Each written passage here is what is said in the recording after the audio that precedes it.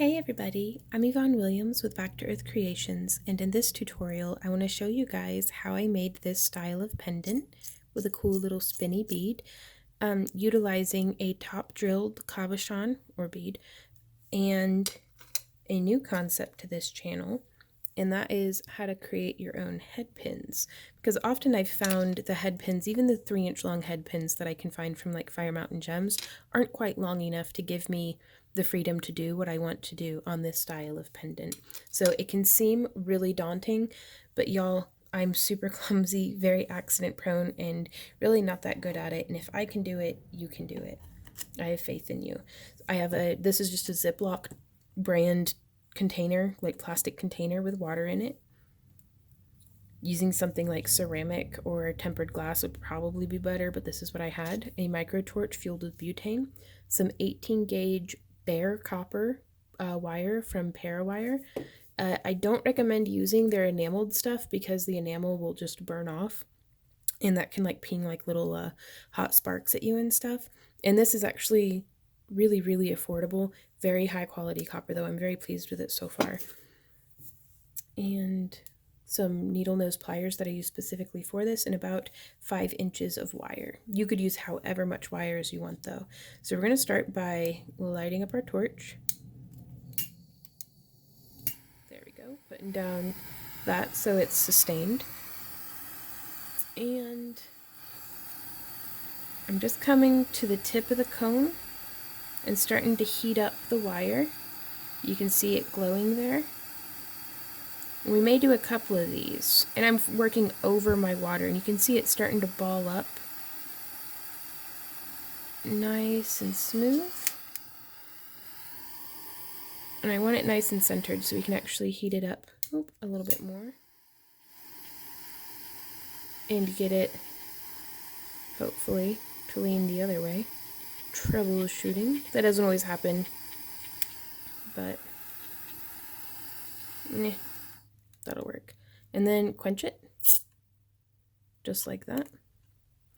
Normally, with my regular setup, I have the torch perpendicular to the ground, like straight up and down, and then I function, with my wire over it, and that helps me to avoid it being offset in one direction or the other. But I'm still figuring out how to use a camera without setting the camera on fire while doing torch work. So there's that. So now this is all kinds of fire scale and tarnished and stuff. So what we can actually do is take some steel wool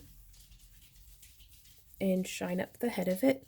This is some 000 superfine steel wool. A lot of this is going to be hidden by the pendant. You could put it in a pickle solution. I've put it in vinegar before and gotten it to shine up, but I'm pretty happy with the black being there. Like, this is, again, I just wanted to communicate the technique. We'll do a much more in-depth tutorial later on getting it to be bright and shiny copper again, if you guys are interested. So now, setting that aside, and that's basically it, y'all, for making copper head pins. You can get way fancier, but bare bones, that's how I've been making my head pins.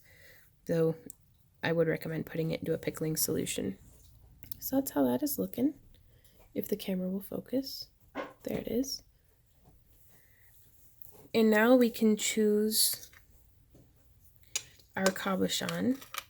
I think I'll use this one. It has a nice large hole. And technically, you don't have to put anything on the front. The ball pin itself keeps the wire from threading through, but that's for you to decide on your own piece. Today I want to make one kind of fun looking. The tools we'll be using will be flush cutters, bent nose pliers, chain nose. I got these from Rio Grande like ages ago. They're stepped flat nose pliers or stepped chain nose pliers. And then round nose. And you could, if you want, just buy a head pin too. But I did want to show kind of that concept. So now we can go through, and I'm going to use, you could use a little rondel. Let me zoom in a bit for you guys.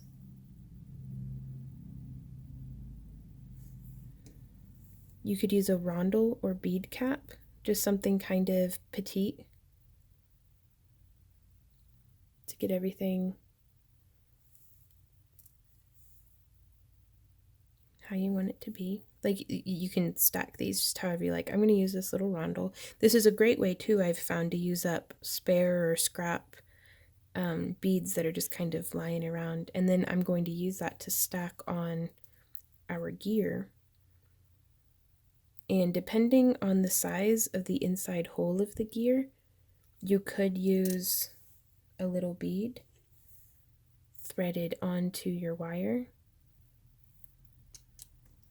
Like, if I were to use, say, this Celtic charm instead, putting that bead on there would help fill up that space in the center and almost behave a little bit like a ball bearing and let it float around while still staying in spot. Whereas if you don't have that bead in there, then it's not going to spin as well. It's going to be clunky and knocking about, if that makes sense. And so I'm actually going to show you with this bead, because this little Celtic knot. So what we can do is come in and use our flush cutters to just trim off. Well, I tried to catch it, but it's on the other side of the room now. To just trim off that end. And then you could use just a regular emery board, or here we have a file. And you can grip it with your hands or pliers, or if you're fortunate enough to have one of these handy dandy things. It's a ring clamp that you can just put that in there and then wedge.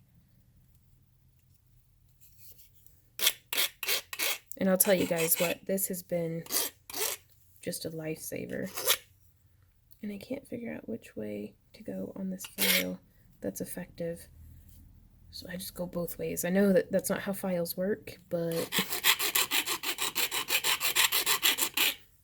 there we go.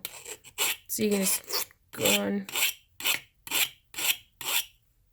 get it smooth.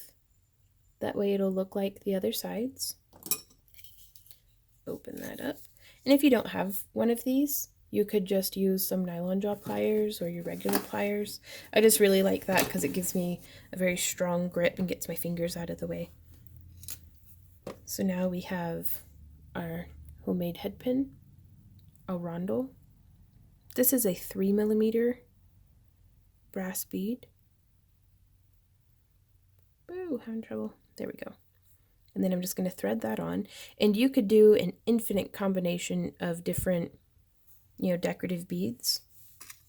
And then just take it and slide it right on to our main piece. So now you can see that moves around very nicely.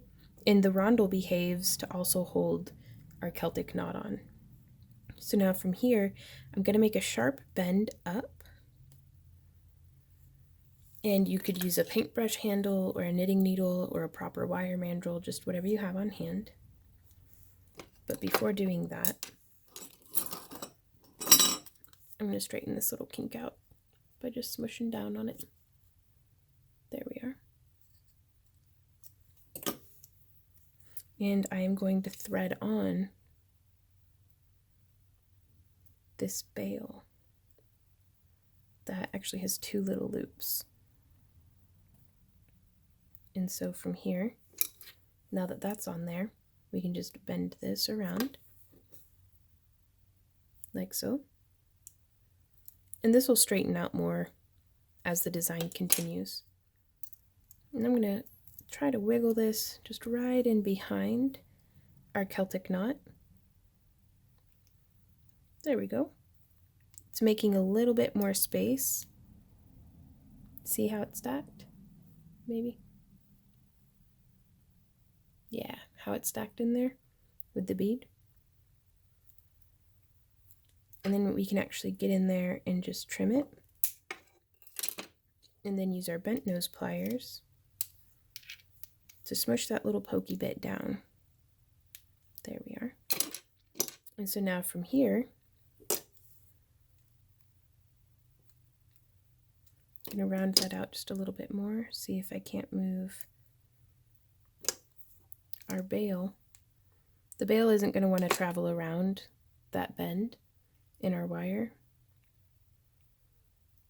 There we go. So you just kind of smush and encourage. The nice thing too about heating our wire is it anneals it, which is it realigns the copper molecules or something science happens, and it makes it very soft. So now we can actually just twist that right about so that our bale lays the way that we want it to, and our little Celtic knot spins.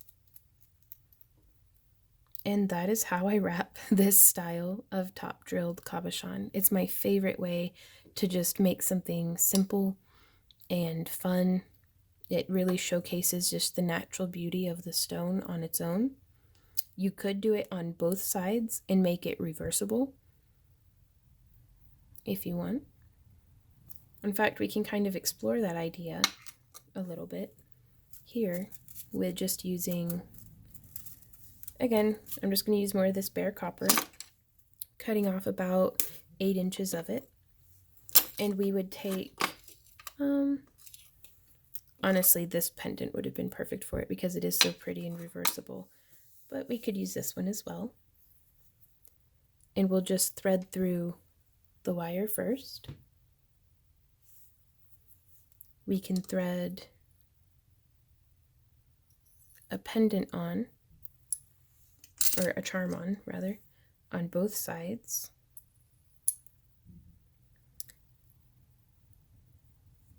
And now what we're faced with here is it's going to be really difficult to keep them where they're spinning.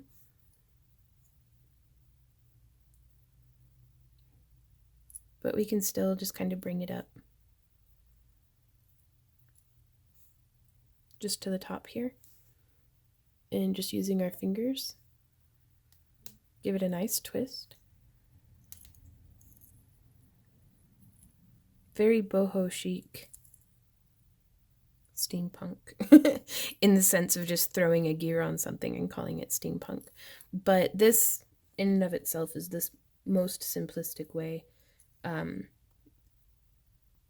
rather the most foundational way to wrap a top drilled bead. And we can just continue that little twisting motion for about 1.5 inches. Yep. And now we can use our same paintbrush or a different paintbrush, just however large we want the mandrel, for our loop. And I'm going to, right here, bend it forward first at a 90 degree, and then bend this, a bigger mandrel than that. Here's a proper actual mandrel. So using around the 8mm size, I'm just bending around.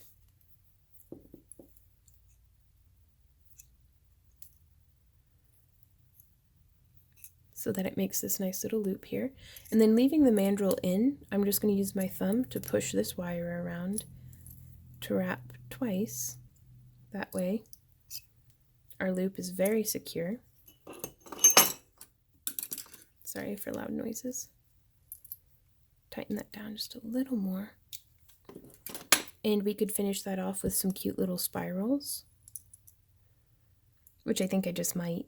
So I'm going to have this one stay where it is, but I'm going to bend this one, this wire here, around to the back. That way we have one going off in each direction. And I'm going to use our round nose pliers to grab as close to the tip of the pliers and as close to the tip of the wire as is comfortable, and just start spiraling down into a cute little spiral. And I'm going to do that same thing on the back. So if you're making resin or polymer clay or anything like that with a mold that has a top drilled hole in it, this is an excellent way